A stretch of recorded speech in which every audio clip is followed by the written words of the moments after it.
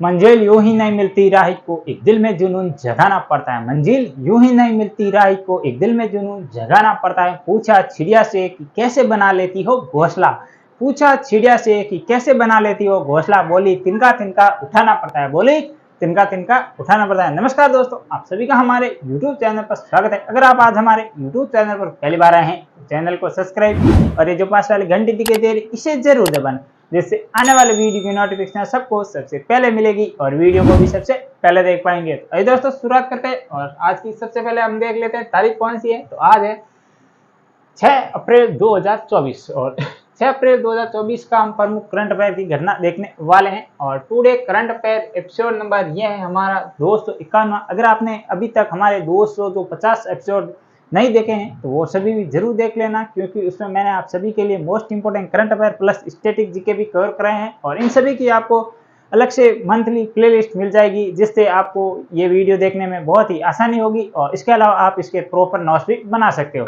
ताकि आप दमदार तैयारी करके सरकारी नौकरी का सपना साकार कर सकते हो।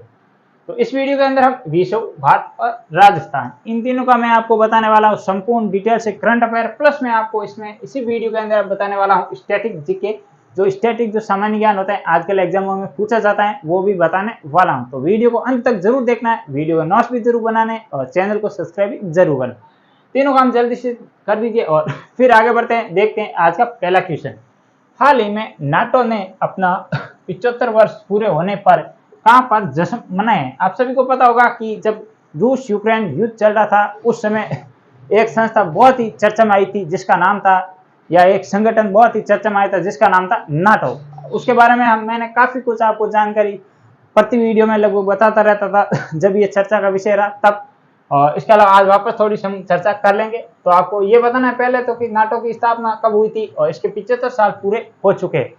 और इसके अलावा इसका जो कहाँ पर है मुख्यालय, और इसके अलावा कौन कौन से इसमें प्रमुख देश है। तो सबसे पहले ये कहाँ पर जश्न मनाया गया इस पर हम बात कर लेते हैं। ऑप्शन ए है ब्रुसेल्स, ऑप्शन बी है बेल्जियम, ऑप्शन सी है ओटावा और ऑप्शन डी है नई दिल्ली। तो क्या होगा इसका राइट आंसर? तो इसका राइट आंसर होगा वो होगा option number A Brussels. Brussels किसकी राजधानी है? तो बेल्जियम की राजधानी है ब्रुसेल्स। और नाटो का कहाँ पर है मुख्यालय? तो वो है ब्रुसेल्स बेल्जियम के अंदर। NATO, ये इसकी ऐसे लिखते हैं नाटो, और इसकी फुल फॉर्म क्या होती है? नॉर्थ अटलांटिक ट्रीटी ऑर्गेनाइजेशन, ये होती है इसकी फुल फॉर्म। और इसके अलावा इसमें कुल कितने देश हैं नाटो के अंदर? तो कुल 31 देश है और 31वां देश कौन सा है? तो वो है फिनलैंड। ये भी आपको ध्यान रखना। और इसका सबसे प्रमुख देश कौन सा है? तो इसमें जो यूएस है जो सबसे प्रमुख है, और ये किसका विरोधी या किस देश का प्रतिनिधित्व या विरोधी है? तो वो है रूस का, ये विरोधी है। ये भी इतना आपको ध्यान रखना।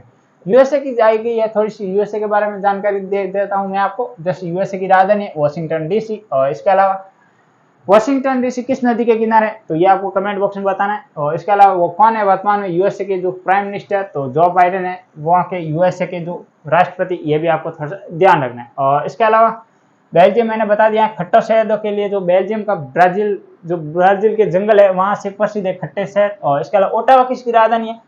तो जो कनाडा की राजधानी है वो है ओटावा। और इसके अलावा नई दिल्ली आप सभी को पता होगा भारत की राजधानी है। और इसके अलावा नई दिल्ली में हाल ही में कौन से जो G20 का सम्मेलन हुआ था? तो वो आपको मुझे कमेंट बॉक्स में बताना है।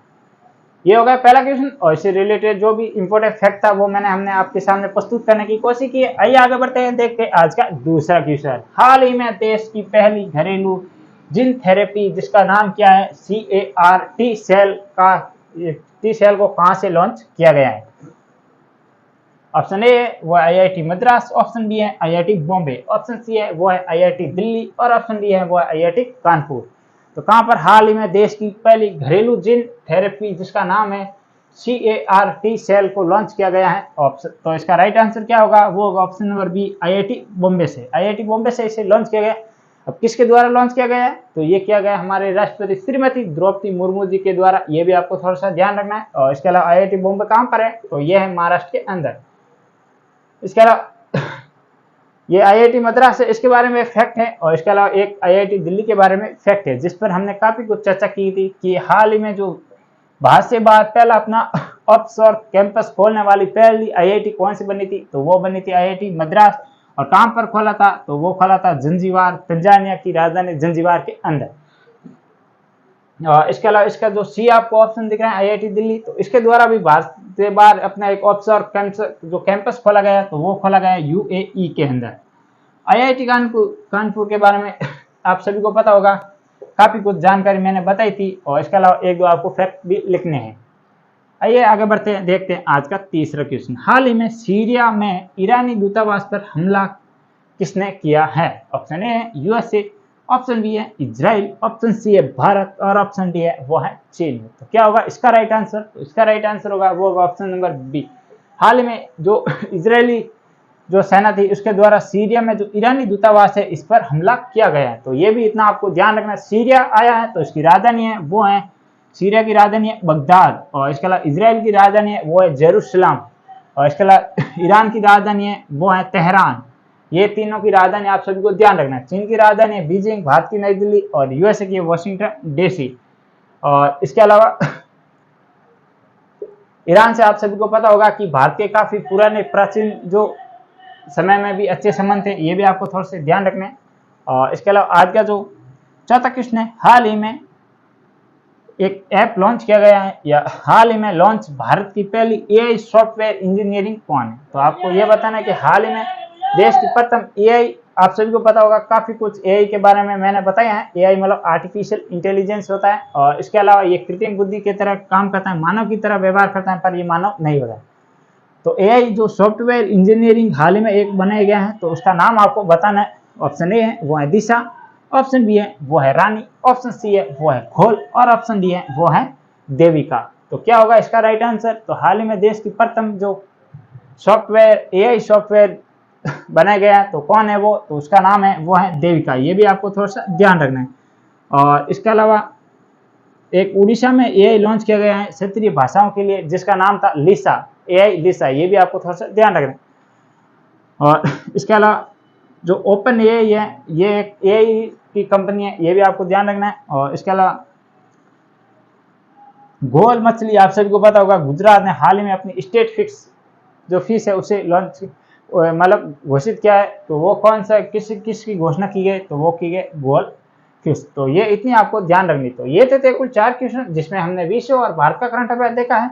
और अब ये जो 2 स्पेशल क्वेश्चन है ये होने वाले हैं विशेष तौर से जो राजस्थान करंट अफेयर की तैयारी करा रहा है, या मतलब जो भी राजस्थान करंट अफेयर पढ़ना चाहता है उनके लिए ये 2 विशेष तौर से क्वेश्चन होने वाले हैं। तो आइए आगे बढ़ते हैं, देखते हैं आज का तीसरा क्वेश्चन, मतलब 5वां क्वेश्चन। हाल ही में ताजा रिपोर्ट के अनुसार राजस्थान की सबसे अधिक कुपोषण से संक्रमित बच्चों की संख्या किस जिले से है? तो आपको यह बताना है कि वो कौन सा जिला है जहां पर हाल ही में सबसे अधिक जो कुपोषण से बच्चे ग्रसित पाए गए हैं, या वहां पर सबसे अधिक संख्या है। क्योंकि आप सभी को पता होगा एक ताजा रिपोर्ट आई थी किसके द्वारा, ट्रैकर कुपोषण जो एक करके एक रिपोर्ट आई थी, उसमें ये आंकड़े प्रकाशित किए गए। तो सबसे कम कहां पर है, सबसे अधिक कहां पर है, भारत में सबसे कम कहां पर है, इत्यादि पर हम बात करने वाले हैं। तो अगर इस रिपोर्ट के अनुसार हम भारत में देखें तो सबसे अधिक सबसे कम मतलब किस राज्य के ये जो आंकड़े हैं कुपोषण से संबंधित, तो ये हरियाणा में सबसे कम है, और राजस्थान का इसमें स्थान आता है, वो आता है 6ठा नंबर। और राजस्थान के जिलों में बात करें तो जैसलमेर है वो सबसे कम, मतलब वहां पर जो सबसे कम कुपोषण बच्चों की संख्या है। और उसके अलावा सबसे अधिक कहां पर है, तो वो हम बात करने वाले हैं। तो ऑप्शन ए है वो है जोधपुर शहर, ऑप्शन बी है वो है फलोदी, और ऑप्शन सी है वो है जैसलमेर, और ऑप्शन डी है वो है आपका उदयपुर। तो क्या होगा इसका राइट आंसर? तो इसका राइट आंसर होगा वो होगा ऑप्शन नंबर जो डी, उदयपुर, इसका राइट आंसर होने वाला है। और इसके अलावा जैसलमेर में मैंने आप सभी को बताया दिया सबसे कम कुपोषण से संबंधित, और सबसे अधिक कुपोषण से जो ग्रसित बच्चे हैं वो कहां पर हैं, तो ये है उदयपुर के अंदर। और इसके अलावा आज का जो 6ठा क्वेश्चन है, हाल ही में चर्चा में रहा डाबरी गांव का संबंध किस जिले से है? क्यों रहा ये चर्चा में डाबरी गांव, क्या है इससे संबंधित, इस पर हम बात करने वाले हैं। तो ऑप्शन ए है वो है जयपुर शहर, ऑप्शन डी है वो है कोटा, ऑप्शन सी है वो है सेलुम्बर, और ऑप्शन डी है वो है करौली। तो क्या होगा इसका राइट आंसर? तो इसका राइट आंसर होगा वो होगा ऑप्शन नंबर बी, कोटा, इसका राइट आंसर होगा। अब ये डाबरी गांव क्यों आया चर्चा में? क्योंकि आप सभी को पता होगा राजस्थान पर्यटन जो विभाग है उनके द्वारा एक योजना चलाई गई जिसमें कि प्रमुख धार्मिक स्थलों, पर्यटन स्थलों को दिखाया जाता है विदेशी टूरिस्ट को बढ़ावा देने के लिए। और इसी योजना के तहत कोटा का जो डाबरी गांव है वहां पर जो 65 एकड़ भूमि में ये अलग अलग मतलब ऐसे जो कलाकृतियों का निर्माण किया गया है, जिससे कि देशी विदेशी टूरिज्म अधिक से अधिक वहां पर आ सके, और इससे क्या होगा कि जो राज्य की रेवेन्यू है उसमें भी बढ़ोतरी होगी। तो इस कारण ये कोटा में बनाया गया है और हाल ही में इसका उद्घाटन किया गया है। तो ये आपको इतना ध्यान रखना है। कैटल फ्री सिटी आप सभी को पता होगा, ट्रैफिक फ्री सिटी इत्यादि ये कोटा से संबंधित है। और कोटा डोरिया जो है वहाँ की डोरिया प्रसिद्ध है, ये भी आपको ध्यान रखना है। और इसके अलावा जयपुर शहर प्रकोटे को 2019 में विश्व धरोहर के अंदर जो शामिल किया गया है। और करौली के बारे में एक दो बात आप सभी को कमेंट बॉक्स में छापनी है। तो ये थे आज के कुछ 6 क्वेश्चन। वीडियो कैसा लगा मुझे कमेंट बॉक्स में जरूर बताना। वीडियो को ज़्यादा से ज़्यादा लाइक और चैनल को सब्सक्राइब जरूर करना। कल फिर मिलेंगे इसी जोश और जुनून के साथ। तब तक के लिए जय हिंद, जय भारत।